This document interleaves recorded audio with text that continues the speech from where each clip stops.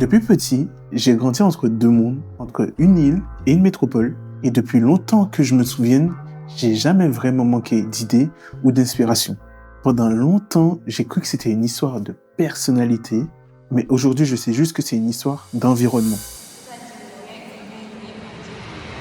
Comme je te disais, j'ai grandi entre la Guadeloupe et la métropole. Beaucoup de déplacements, beaucoup de ruptures de décor depuis gamin. Mon grand-père était mécano. Il y avait toujours du monde à la maison, des gens différents, des univers différents.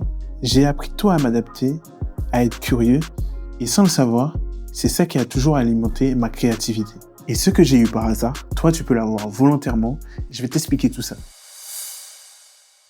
Si tu manques d'idées en ce moment, c'est pas parce que t'as pas de talent, c'est parce que ton cerveau il reçoit toujours les mêmes informations. Tu dois faire sûrement les mêmes trajets, le même bureau, les mêmes applications. Ton cerveau s'adapte. Il arrête de prêter attention, il tourne en mode automatique. Tu réutilises les mêmes idées, tu tournes en rond, t'es frustré, tu bloques.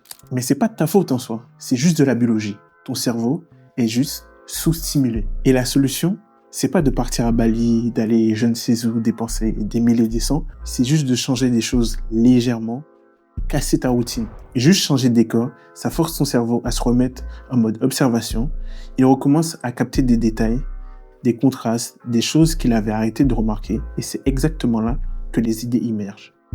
En pratique, ça peut être un quartier que tu n'as jamais exploré, ce restaurant où tu t'es dit 10 fois que tu devais y aller, mais que tu n'es jamais encore y allé. Ça peut être aussi travailler à l'extérieur de chez toi, dans un parc, dans un café, je ne sais où. Changer de playlist, écouter un style que tu as toujours voulu écouter, mais que tu n'as jamais vraiment pris le temps. C'est vraiment pas grand-chose, mais ça peut être suffisant pour que ton cerveau puisse passer du mode automatique au mode actif. Comme je te disais, tu n'as pas besoin de rajouter grand-chose, juste de nouveaux stimulus pour faire bouger un peu tout ça là-haut. Moi, personnellement, j'ai remarqué que j'ai beaucoup plus d'idées quand je suis en mouvement, quand je suis en train de marcher, quand je suis en train de courir, quand je suis avec du monde aussi.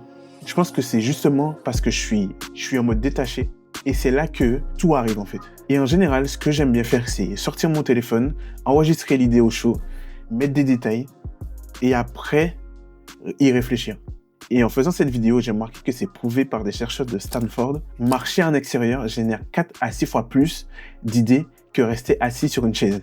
Parce que quand tu marches, ton cerveau est en mode relâché et c'est là que les connexions inattendues se font.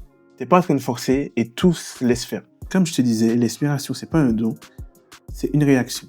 Donne à ton cerveau du nouveau et il te donne des idées en retour. Donc, si tu es bloqué en ce moment, lève-toi, sors, change d'endroit, fais ce tout petit élan, car l'élan suit l'action. Maintenant, n'attends plus que ça vienne et va chercher l'inspiration. Rappelle-toi bien cela, que faut aller la chercher, faut se lever et ça viendra.